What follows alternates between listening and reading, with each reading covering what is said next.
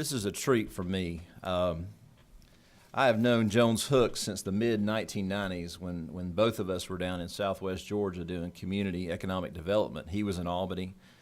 I was in Bainbridge. And if you know anything about economic development work, there's a lot of regional projects that happen. The Georgia Chamber of Commerce brings the red carpet tour through different communities, different regions. And they came through one year, and also the Fall Feather Hunt was an annual program that the Georgia Chamber brought to southwest Georgia and got to work with Jones. Jones coordinated all these different chambers of commerces and development authorities and dealt with all the egos and the volunteers. And he really showed me back then what great leadership he had and great organizational skills, and really enjoyed working with Jones. And but it wasn't just, and I'm going to kind of emphasize what he did in Albany, because that's mostly when I knew him. But it wasn't just organizational skills and putting on a good show for a bunch of industrial prospects. I can honestly say that in the mid-1990s through the late 1990s, when I was down there and getting to know the Albany area in the southwest Georgia region, Albany at the time had one of the most robust manufacturing sectors anywhere in the state. And his job was to retain industry, to grow industry and to recruit industry. And just to give you an idea of some of the companies that had a manufacturing presence in Dougherty County at the time when he was down there, and I wrote them down just so I wouldn't forget: Merck, Procter & Gamble, Bob's Candies, Mars Candies, Cooper Tire. They all had a manufacturing presence in Albany at that time, and if you needed a job and you wanted to be in manufacturing in southwest Georgia, that was a great place to be. And he did a phenomenal job heading up the Chamber of Commerce. Unfortunately, in 1999, Jones left Georgia to go to the Hampton Roads area of Virginia, and he got me his assistant got me his bio, and I didn't realize how deep the roots were in Georgia. So that kind of surprised me, Jones, that you left your native state. But he was born in Candler County there in Metter, there in the heart of the state, and is a 1975 graduate of the Terry College of Business. So kind of surprised that you would leave your state, but things happen. But we're glad to get him back in 2008. He did some great things up at Hampton Roads. In 2008, we're glad to get him back to the state of Georgia to bring his talents and his leadership back. In 2008, he was named executive director of the Jekyll Island Authority, and has hit the ground running. And I'm sure he'll talk about this. But if you've not been down there, and I have a great affinity for the Golden Isles because my mom lives down there, and we go down there quite frequently. The beautiful conference center that they built just a few years ago has really given that area a shot in the arm, and we knew great stuff would happen when Jones came back to Georgia. A few personal items: he has been married to Stephanie for 37 years. They have 2 boys and 4 grandchildren. So if you would, welcome Jones Hooks, please.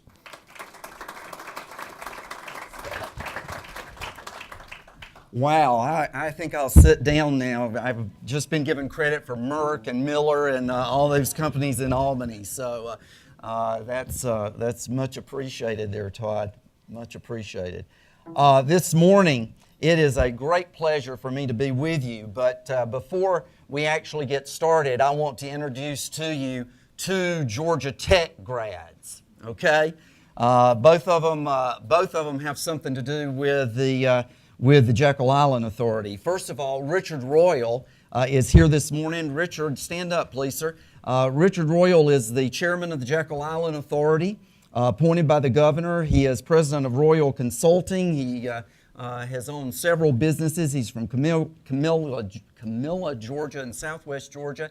And he served in the state legislature for 25 years, where he was on some very powerful committees such as appropriations. And even though he's a Georgia Tech grad, he made certain he took care of the University of Georgia, and especially the Cooperative Extension Service and some things like that. He was talking to me earlier about that. The other Georgia Tech grad with us this morning is Hank Lingenfelder. Hank is the chairman of the Jekyll Island Foundation.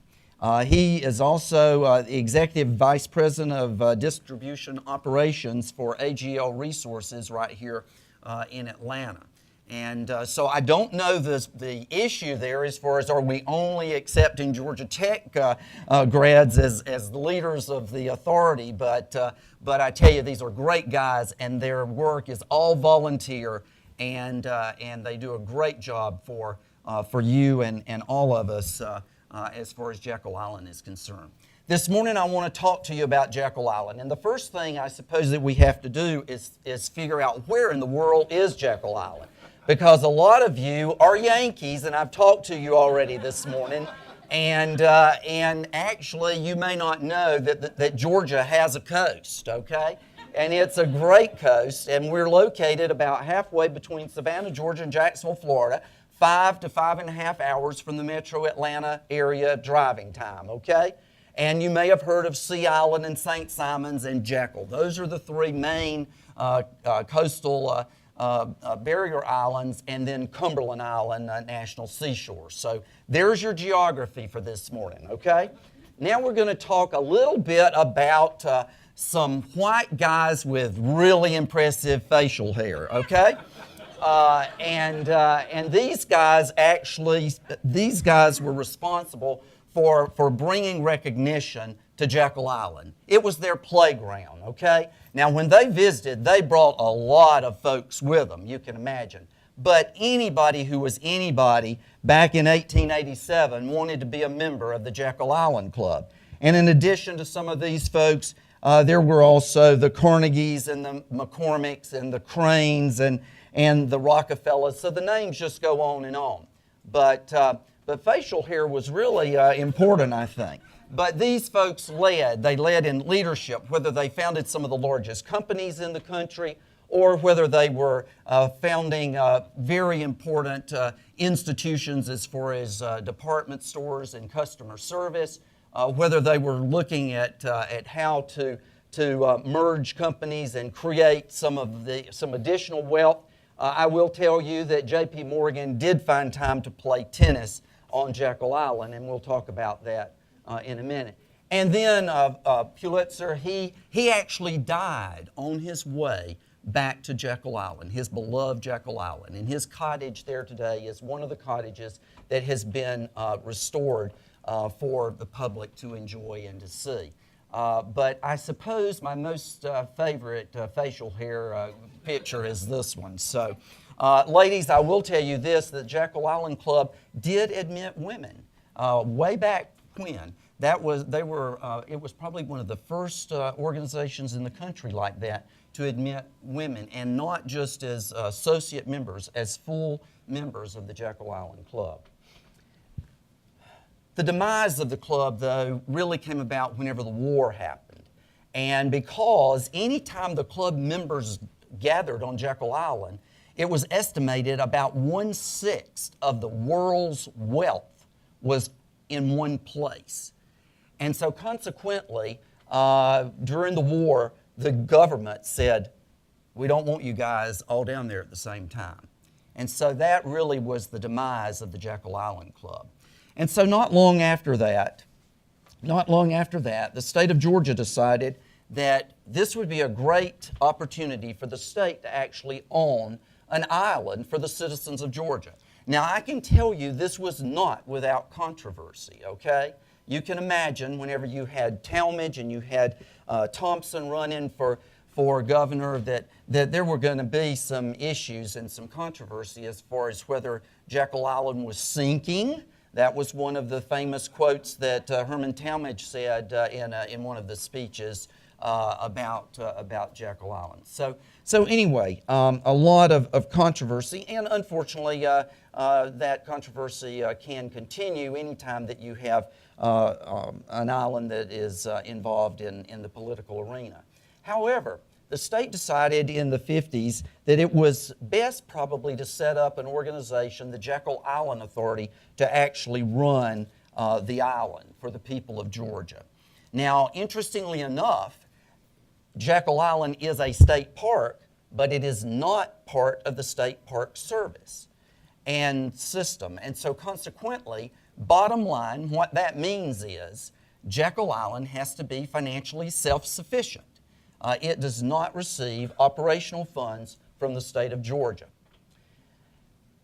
One of the most important activities, however, or developments, was the completion of a causeway from the mainland to the island, because obviously that meant an opening up of the island for Georgians to be able to easily access a fun time on Jekyll Island. Now, during the state era, there was a lot of I suppose it was like a go-go economy. It was like, wow, let's do this. Let's build a conference center. Let's build some hotels. Let's build some residential housing so that we can balance out any kind of cyclical nature as far as visitation would be concerned. In that haste, however, under the Georgia era of state government running the island, there were some mistakes. Probably that may not be too strong of a word to use, but some mistakes, because there were some things. For instance, land leases for the homes that would be built there had no escalation clauses built into the leases. So consequently, if you got a 99-year lease and your lease happened to be $350 a year, then it stayed $350 a year for 99 years. A good deal for the resident, but not such a good deal for the state as far as trying to run an island and keep it self-sufficient financially. But the state continued to build things and to do things that would try and promote Jekyll Island. The state began to build bike paths and to put money into the historic district, and also built an indoor swimming pool, the Aquarama. Some of you may have actually been there and actually been in swimming there. And I met someone earlier this week who said, I actually competed there in a swim meet. Well, there was one little problem. The swimming pool was built to be Olympic size so that Jekyll could be the center of competition, swimming competition around the nation. But in final design, the pool was built, and it was about 6 to 8 inches shorter than it should have been for official Olympic use.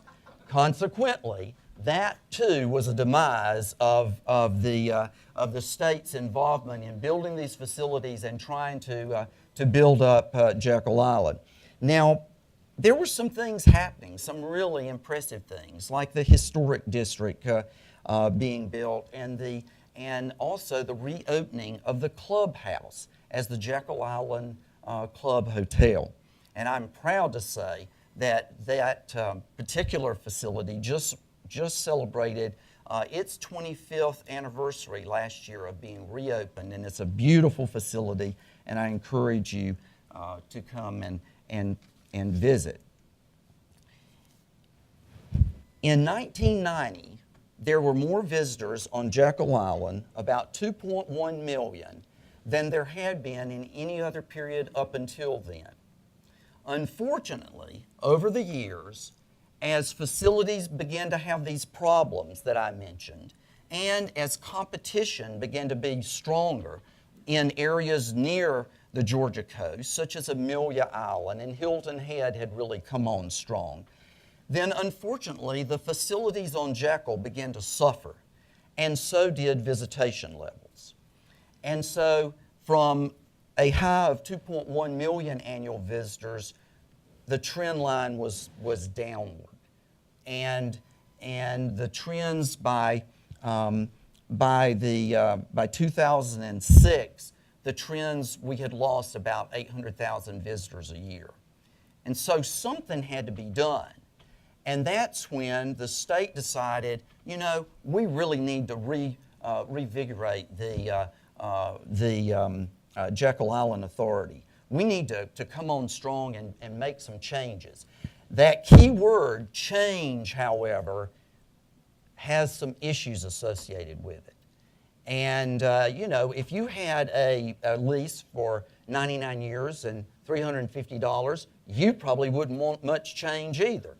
But so when change began to be talked about, there was a lot of opposition that began to develop.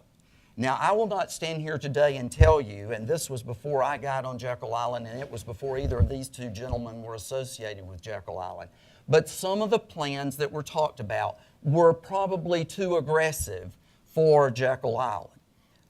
And so that added to the controversy of the time.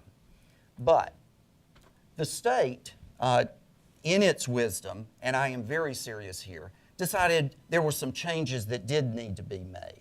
And so the Jekyll Island Authority was reconfigured, as a matter of fact, so that business people with good backgrounds were a part of the authority. And there were issues, there were words that were common to business, such as profitability and equity and efficiency and outsourcing, that became part of the lingo as far as the Jekyll Island Authority.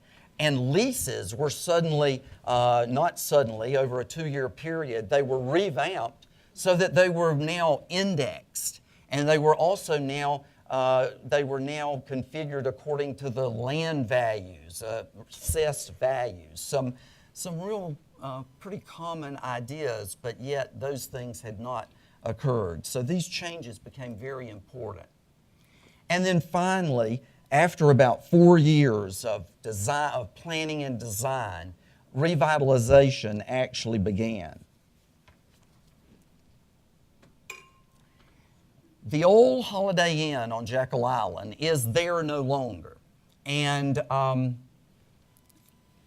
some of you may have actually stayed here. I know I did earlier, but this was the first project as far as revitalization was concerned. It became a new Hampton Inn Suites. And the new Hampton Inn Suites is a 138-room project. It was privately built. It also, if you notice the design of it, it complies with a new set of island design guidelines so that everything built is suitable for a barrier island as far as the colors and blending in with the environment and that sort of thing. And this was the first new facility, the first new lodging facility to be built on the island in 30 years. So you can imagine, in the places that you come from, if no new lodging occurred within a 30-year period, things would be pretty tired, right? This was the Great Dunes Park. It was so ugly that in our archives we had a difficult time finding a picture. And we finally found this one, and this is right at the edge of the park, or what used to be Great Dunes Park. If you go there today, here is what you see at Great Dunes Park. It's a new 20-acre park development, and it was the first public facility to be part of the new revitalization of Jekyll Island.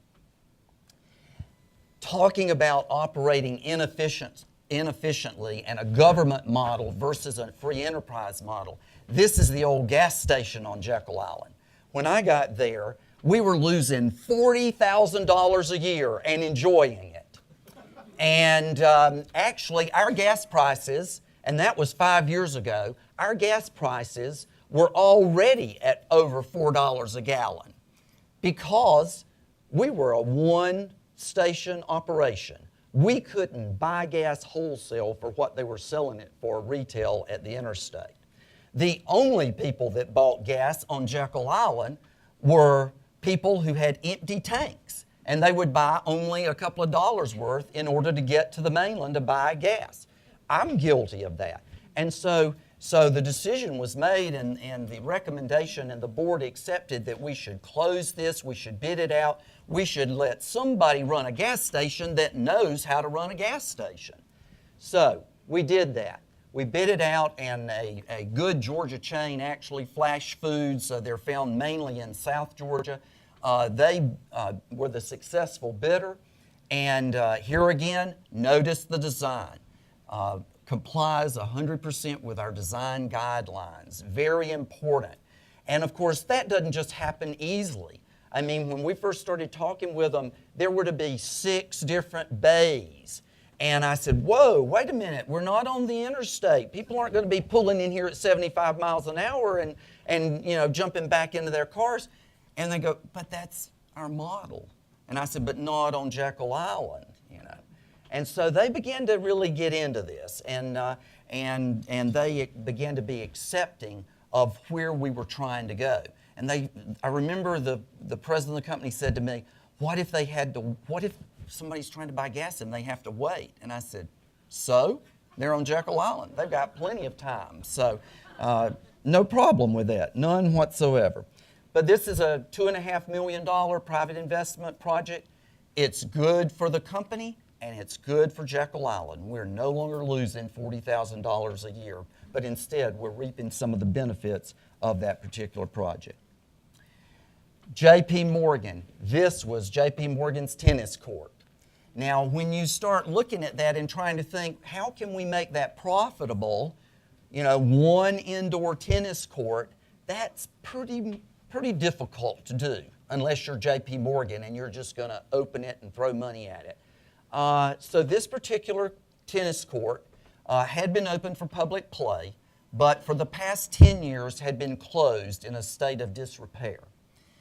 We decided, okay, the best thing to do is trying to partner with someone to see if there's an adaptive reuse. And so that's exactly what happened.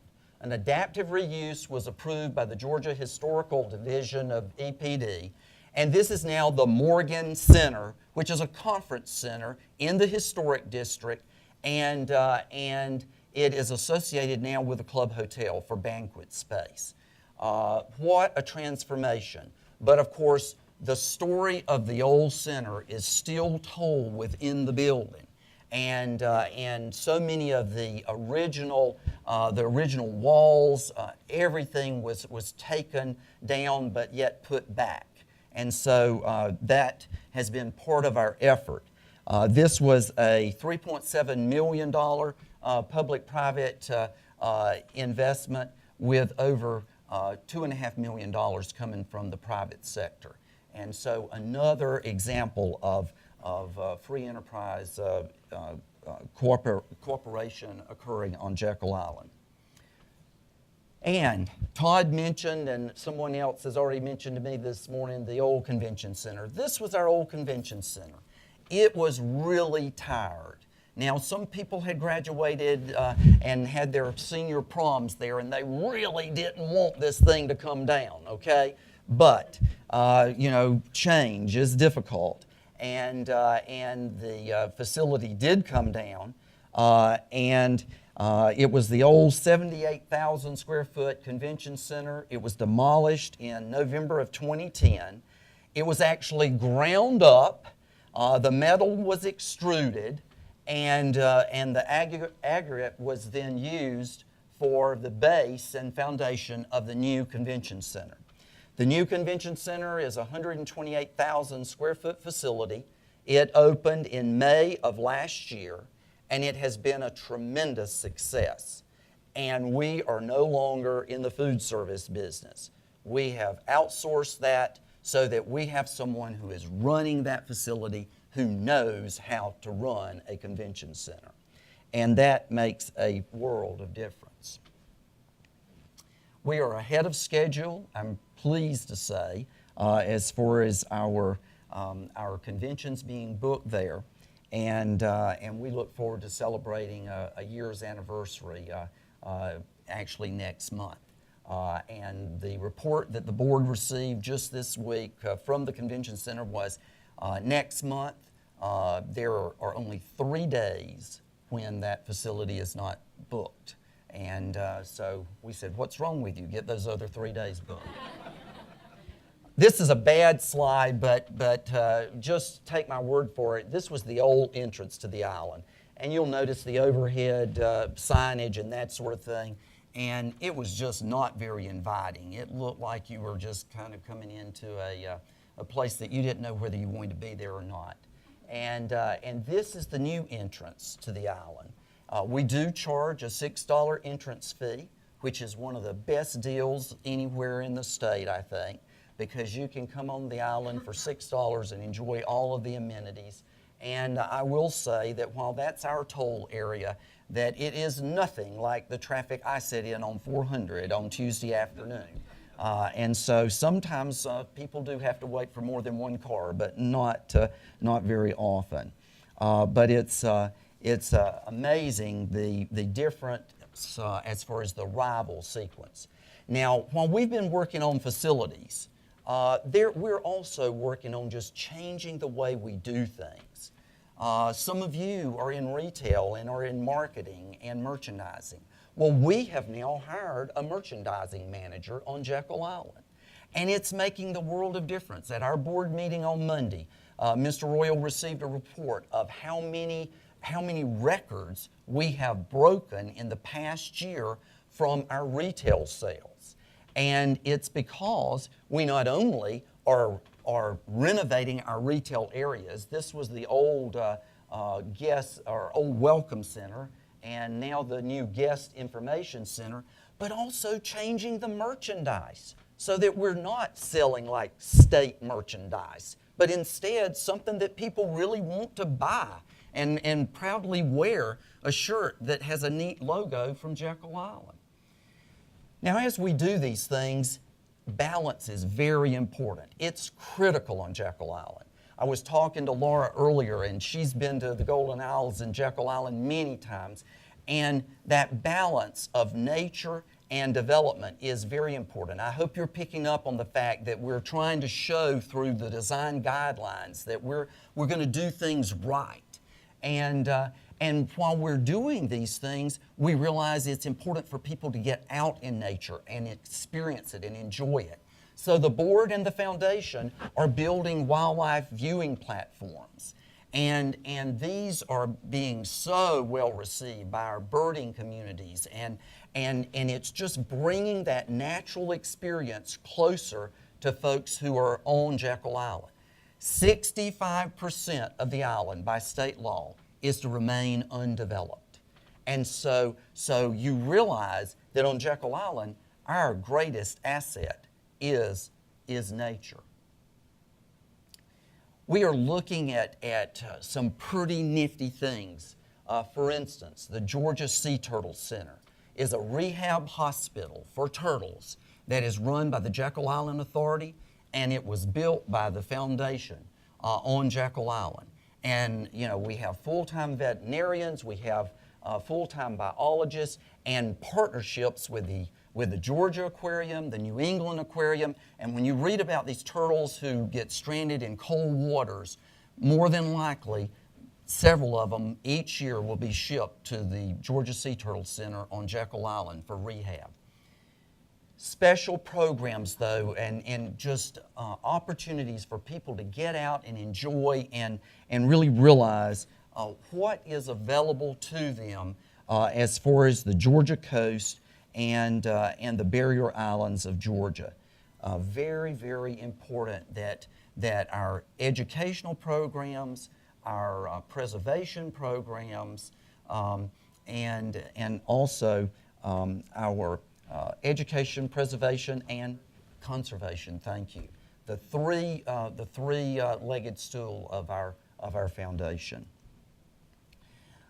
We have over 23 miles of bike paths, and we're just going to be opening up at the end of this month a new section of bike paths that they're going to be remarkable as far as bringing people into areas that they can experience that otherwise you would just be looking out at vistas and not realizing the ecosystem that takes place within the marshes. And so we've gotten some really neat designs that of course have been approved by DNR, and it's just really going to be a great experience. We're big into interpretive signage so that people understand the ruins that were there and what the history of the island means and what took place there.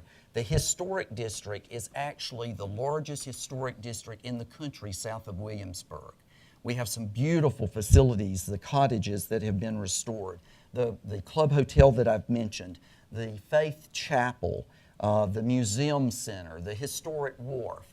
So just some great facilities within our historic district. Sustainability, not only financially but otherwise, is important to us. The trees you just saw were part of our efforts as we began to revitalize the island to make certain that we save trees. We spent over $500,000 with the Convention Center project in relocating trees. We relocated over 330 trees, and 34 of those were live oaks. And I am pleased to say they are all still living and doing well, and they've been relocated, and that's very important to us. And then this big tank is an 80,000-gallon cistern, which is buried next to the Convention Center, and all the rainwater from the top of the Convention Center will be recycled for use in toilet flushing and irrigation purposes around the new Convention Center. The new Convention Center also has a solar component for assisting in heating hot water, and several, I mentioned earlier the old Convention Center being ground. So we're really excited that it has just been declared a LEED certified, silver certified facility. And that's important to us in everything that we do on Jekyll. So these new facilities will all be looking at their sustainability. We're also excited about, guess what? We're doing some licensing. We're doing some things that your businesses do. And I'm very pleased to say that through the foundation, two things. For you here in Atlanta, go to Kroger, and buy Jekyll Island Reserve wine, okay? It is distributed here in the Atlanta area and available in Kroger stores.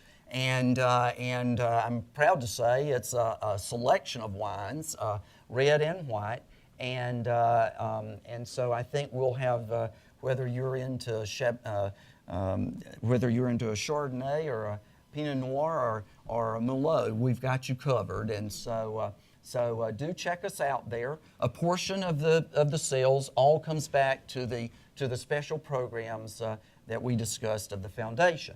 And then the Jekyll Island Seafood Company. If you've flown internationally through the new international concourse at Atlanta Hartsfield-Jackson International, this is your full-service restaurant on that concourse. It is not a part of the food court. It is a standalone, full-service restaurant, and we are very excited about this relationship. Just the beginning. Also, you saw a minute ago on this slide some honey. The Savannah Bee Company. We have a license with them where actually our vet was using honey in some of the wound care on turtles at the Turtle Center. And so the Savannah Bee Company said, why don't we partner together and let us supply you with your honey and let us come up with a Jekyll Island honey that a portion will go to the Turtle Center. So those are the kind of things we're excited about. Now, we need lodging. And just like your businesses have been affected by the economy, our revitalization efforts have been affected by the economy. We have a new convention center open, but we don't have new lodging open. This year, you're going to see a lot of construction on Jekyll Island from the private sector. A new Westin Hotel, a 200-room hotel, will be under construction very shortly now. A Hyatt Place Hotel, 135 rooms, will be under construction this year. And also then, a Holiday Inn Resort will be under construction this year, 155 rooms.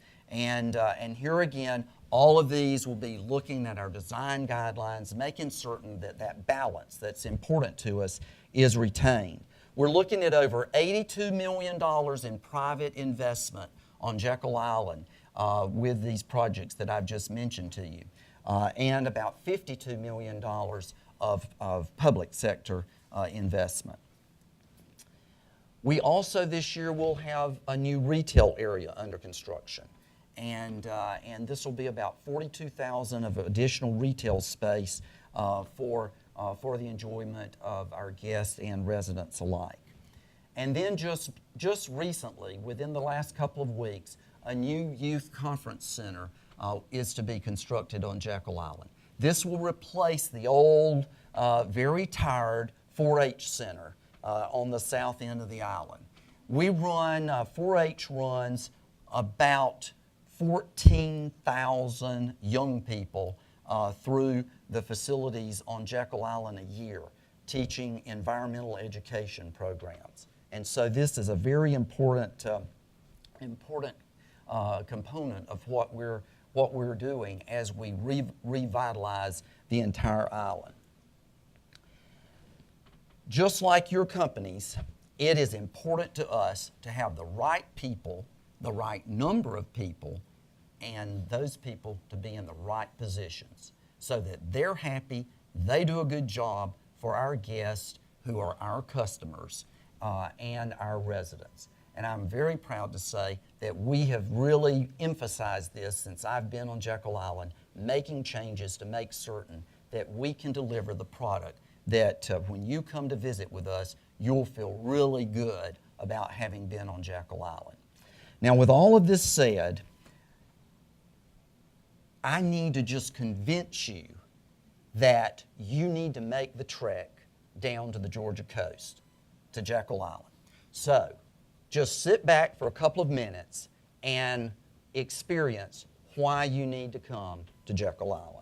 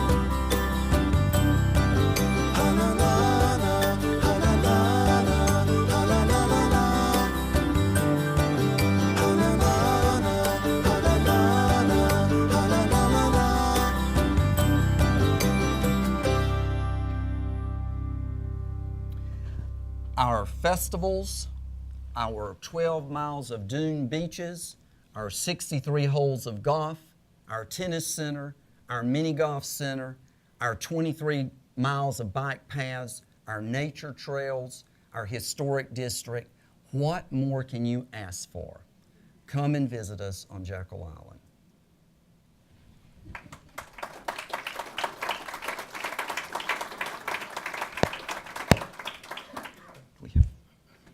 I believe we have time for a few questions, and microphones are coming out. So here's one over here.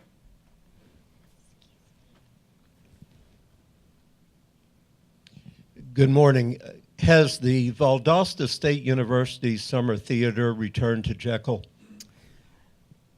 The Valdosta Summer Theater, for those of you who don't know, used to have productions, theatrical productions in our outdoor amphitheater. That, with budget cuts over the past several years, that program went away. And the amphitheater actually is one of those facilities on the list of the Jekyll Island Authority for revitalization. because over time that facility has been degraded. But we have just completed a structural engineering study of the facility, an assessment to determine its viability, and I'm very pleased to say the seating and all the concrete elevations, all of that are in good shape, and so we have a good start there. But that will be coming back, maybe not with Valdosta, maybe. We don't know, but certainly looking at programming and that facility in the future. A great facility, and one that we certainly want to bring back.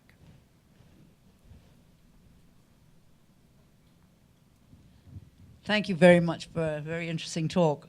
Can you tell us what happened to the swimming pool?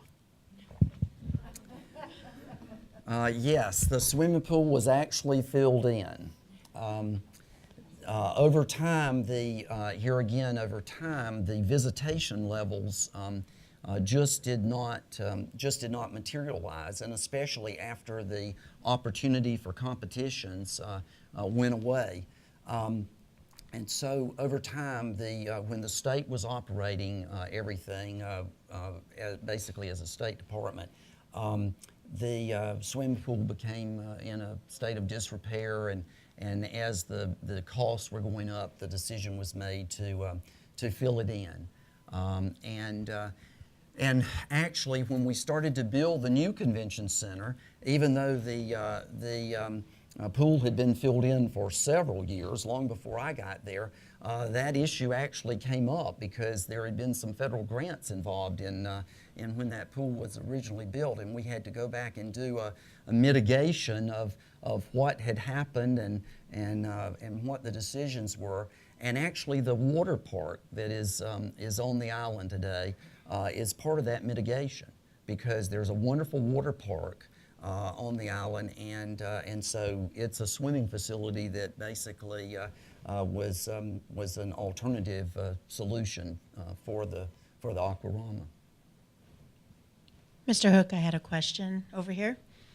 Oh, there. I couldn't see you.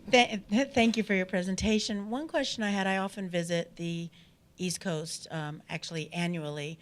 One of the things that drew me to the area that I go is there are privately owned homes that are run through a local real estate agency that you can rent homes that are right on the beach. I understand that you're going to have several different chain hotels. Will there also be that kind of rental property available for vacationing? There is now, as a matter of fact. There are 613 homes on Jekyll Island. And actually, we know, as a result of some of these lease changes that we've talked about, we know that over half of those homes are used as rental properties today. And we know that because those folks who rent those properties now have the opportunity to pay a licensing fee to the Jekyll Island Authority each year in order to rent those homes. So, and that, of course, is licensing not just for licensing purposes, but to be able to make sure there's compliance there, so that when you rent a home, that you have certain expectations that are met. But yes, there are homes today that are available for rent on Jekyll Island. And I should say this too. Revitalization is way beyond just the public and the corporate private that I've talked about today, because we're seeing revitalization by our homeowners as well, because people feel good about Jekyll and what is happening now. And so with new leases that have been extended out with new terms, then folks feel there's some assurance, and so they are now reinvesting in their homes, and we're seeing that constantly on the island now. Thank you for that question. Jones, you knew I'd have to ask this, because 38 years ago when you and I were at that Holiday Inn with our 100 best friends was the last time I was at Jekyll Island. I think there's no doubt there is no doubt that it's the best kept secret in the Atlanta area. From a marketing and PR standpoint, what are your efforts to get the word out here in Atlanta? We were actually, Laura and I were talking about that earlier. Unfortunately, when I first got to Jekyll, we were under I suppose the philosophy that we needed to be careful, because just like in your business, you don't want to overmarket and then not be able to deliver. And that was our concern. We were still operating old facilities. We were not able to really deliver a first-class experience for guests. And so we were very careful. We have now begun to turn that corner. We're more aggressively marketing now. We're reaching out to a lot of groups that had turned their back on Jekyll Island. A lot of state groups were having their conventions on Amelia Island and at Hilton Head, and we heard many times from the state legislature that they, the governor would say, "I am so tired to go in to meet with the Georgia Association of whatever, and the meeting is out of state."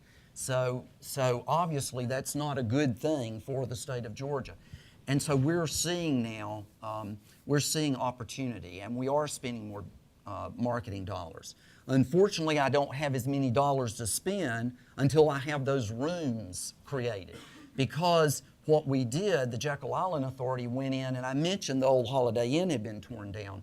Well, there were also 3 other properties that were razed. So our room inventory is extremely low right now compared to where we have been. And we do get a percentage of room revenues. And those room revenues, of course, you're familiar, many of you, with bed taxes for Convention and Visitor Bureau sponsorship. And we don't have that revenue right now to the level that we need in order to do the promotion that is required. Consequently, you have soft promotion like me this morning trying to convince you all to come back to Jekyll Island.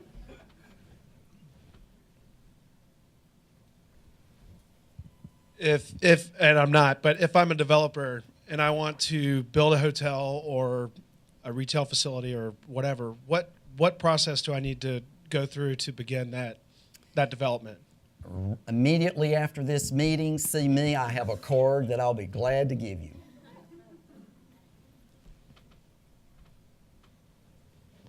One of my fondest memories is going down the causeway in the evening and seeing all the rabbits. I'm hoping they're still there with all this construction. But my question is, I'm hearing all this revitalization, but I've also stayed at the campgrounds. You haven't mentioned that. Are they still there? Oh yes, the campground is definitely still there, and that also is a project that the authority and their strategic plan that they are looking at. We have a campground expansion program, an engineering study that we have completed, and so we're very hopeful that we'll be able to even expand the campground. The campground actually is one of our really special places. I'm glad you brought that up. I get more favorable letters about experiences that people have at our campground than I do about anything, and so few complaints about the campground. And it's really special, and especially during the winter, we have folks that come to Jekyll Island from all of the northeastern states, as well as North Carolina and Virginia, and they come and stay in our campground, and it is an unbelievable community that develops there.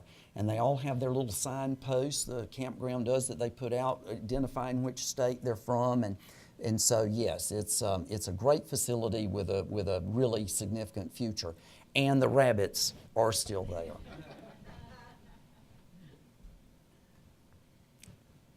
Morning. My name is India. I'm still a student at UGA, and I've become very excited about Jekyll Island and visiting for the first time, hearing all of your changes that you're implementing. But I wanted to know, what sort of goals do you have for the future, or what measures are you using to gauge your success and performance based on all this change? Well, obviously, just like a business, there are a couple of things we'll be looking at. One will be the finances, and those finances will be driven by visitation. And so we monitor visitation constantly. You can appreciate with a gate to pay the parking fee to get on the island, we are pretty much attuned to how many people are going and coming on the island. And so we look at those measurements as the basis for everything, because without visitation, then all of our programs, whether it be the amphitheater program or whatever, they will not be successful. And so visitation is very important to us. We know, for instance, we gauge constantly now our retail sales. We gauge our visitation as far as at the Georgia Sea Turtle Center. We look at our golf courses to know weekly what our play, how many rounds have been played. And so we're really into numbers.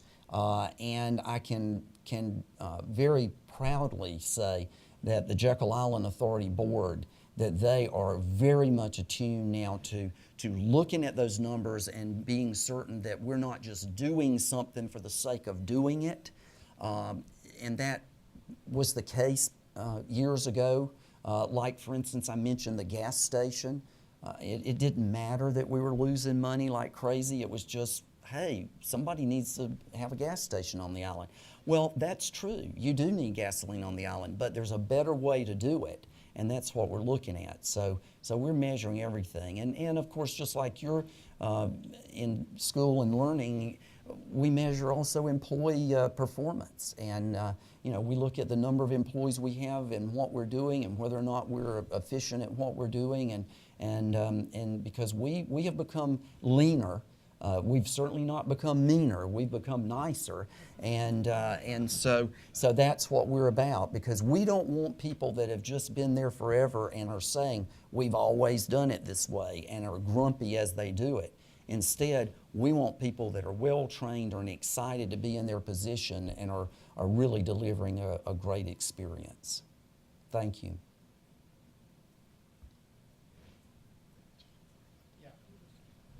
When is your Shrimp and Grit Festival? Glad you asked that. The Georgia Shrimp and Grits Festival is the third weekend in September.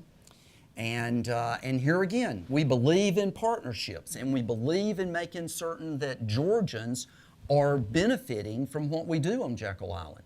So on Jekyll Island, and Laura was talking about shrimp earlier, you may go somewhere in Atlanta and you may eat shrimp, and those shrimp may come from Asia, okay?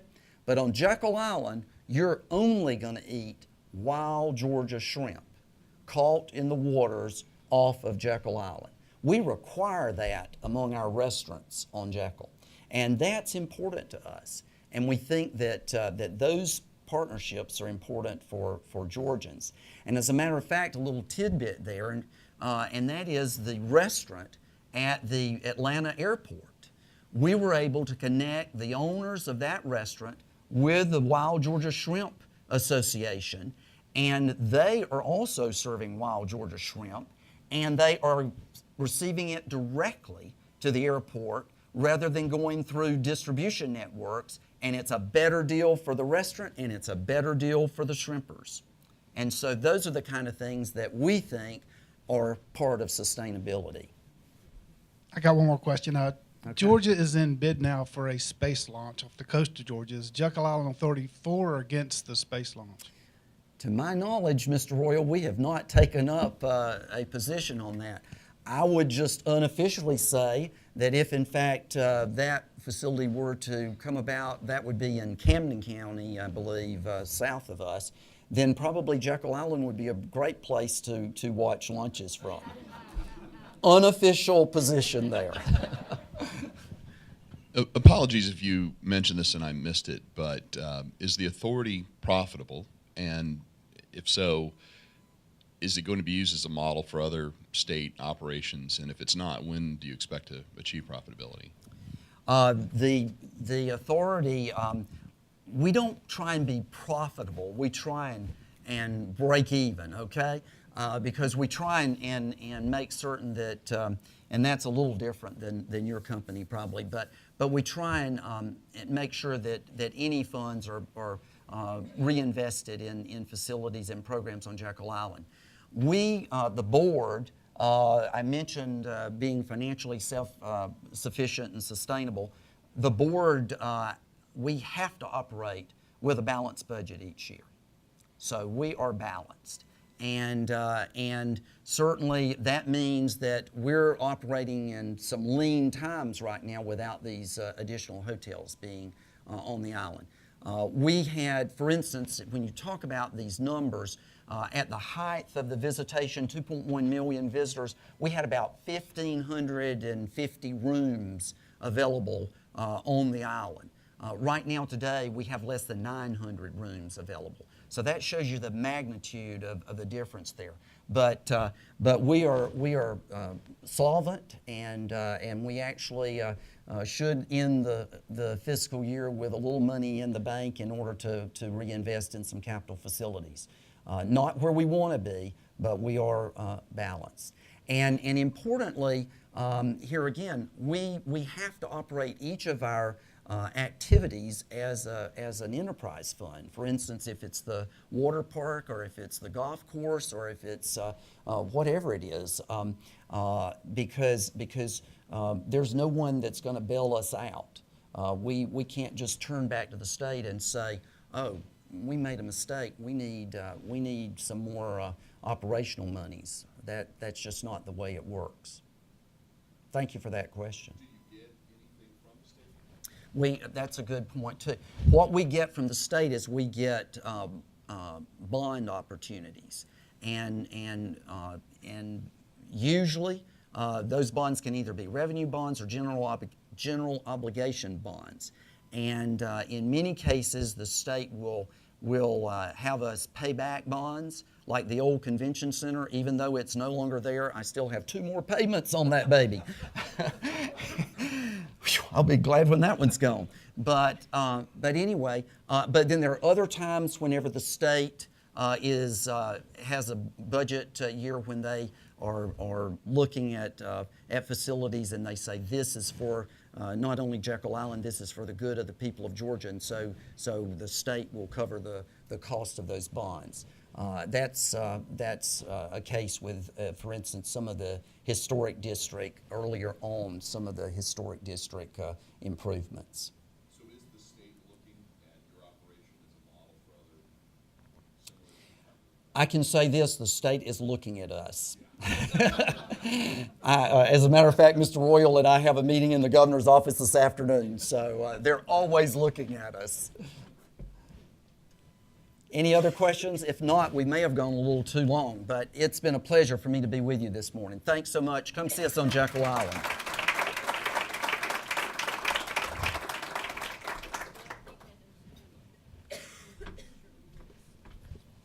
Thank you, Jones, for that very thoughtful presentation. I know that I join many others in this room that are looking forward to visiting Jekyll with our family.